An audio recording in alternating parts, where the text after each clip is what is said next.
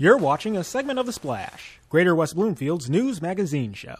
Welcome back to The Splash. I'm Sheena Monnin, and here with me on the show this week is Brandon Klein, founder of Wise Mind, Gentle Soul. Brandon, we're so excited to have you here on the show today. Thanks for being here. Yeah, thanks for the invitation. I'm really excited because you are here to talk about something a little bit different, but it's becoming very popular, and that is meditation. Your journey into this sphere is also a little bit different as well. Tell us a little bit about how you got into meditation and what was so powerful about it that you changed your entire focus at the university. Yeah, sure. So I grew up with a lot of anxiety, Okay. And I still have a lot of anxiety. And as a young kid, I would have like a lot of constant worry and fear, and I went through different methods to take care of it. But one thing I didn't have was like this skill that I could wake up every morning with to make sure that I was like on a baseline. Because people who are predisposed to anxiety and worry, they need that little extra something to make sure that they're on a level playing field in terms of what's going on in their mind. And so it took until I was 20 years old. I was at the University of Michigan where I did my undergrad, and this woman, this incredible woman, was teaching meditation, contemplative practices, she called it, on North Campus, which is, if you know U of M's campus, it's way out there. And she taught us how to journal about what is going on in our mind, body, mood, and she taught us how to do seated and nature-based meditation. So it involved noticing when our thoughts dictated our reality or when we wanted to get rid of them, and she taught me how to focus on my breath and notice when my thoughts took over my life. And as soon as I did that, it was the first all-natural, no side effect practice that made me say, oh wow, there's hope for me to not be cured, but to live a little bit better. Nice. I think that's something we're all seeking, right? Is to have a happier life, a more fulfilled life. And so from that class, that experience, you decided to change your focus at university and eventually leave, and you were about to get your doctorate degree, right? Yeah, so that's such a big move right there. Big change. Yeah, after University of Michigan, I went to Hofstra University to go get my PhD in clinical psychology, as you alluded to. I wanted to be a private practice psychologist. Yeah.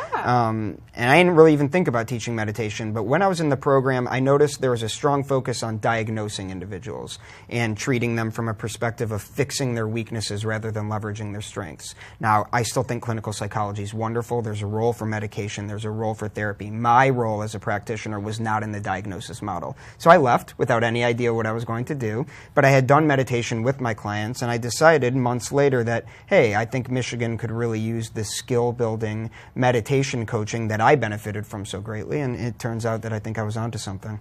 Fantastic. So what are some of these benefits to meditation and maybe some misconceptions that might exist as well? Yeah, so first let's definitely start with what meditation isn't. So I think people often think of, and as a result of media and magazines and such, they think of meditation as this perfect bliss, that you're rendering your mind completely thoughtless and you need to go move away and, go join a monastery, and that's an option. But I am really into an idea of meditation as helping us in our day-to-day lives wherever we are, not needing to change your life to suit the practice, but making the practice suit your life. So what meditation is to me is its number one benefit is it creates a new relationship with your thoughts.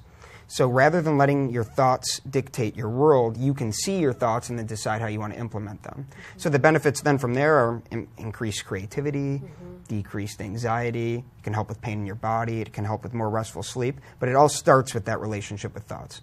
Interesting. So it's like controlling our reactivity and learning to respond, which sounds a bit more controlled and a bit more thoughtful.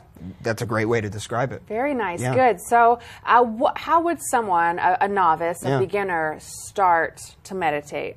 Just very basic, sit quietly? What would you recommend? Hey, I want to do this for 5 minutes or 10 minutes or however long it is. What would you recommend? Yeah, well, I think starting with a coach obviously is a great call. Okay. There are also many apps such as Headspace or Insight Timer that I would recommend, but let's say you want to do neither of those and start on your own. Number one, I'd say for the first week, sit in silence for 1 minute. Oh, okay. See if you could sit in silence, no phone, 1 minute. Get through that week, cool. Do 5 minutes. Do some different breathing techniques, so in through the nose, out slowly through your mouth with your pursed lips. Start to notice when your mind gets distracted and see if you can come back to the breath. That would be a great practice for a couple weeks, and then you just keep progressing. But that silence part is step one. Yeah, I bet in our busy world, I don't know how often I ever have silence, really.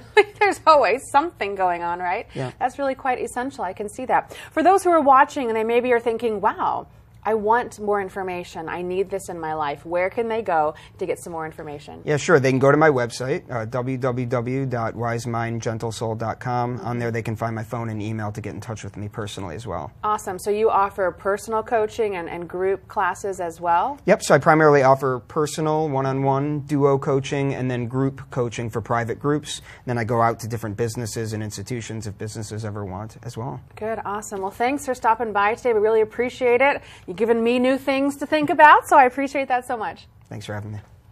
Once again, everyone, we've been speaking with Brandon Klein, founder of Wise Mind, Gentle Soul.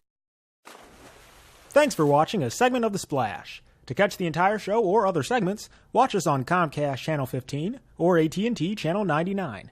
Or look us up online at thesplash.tv and listen to us on WBLD 89.3, the all-new Lakes FM.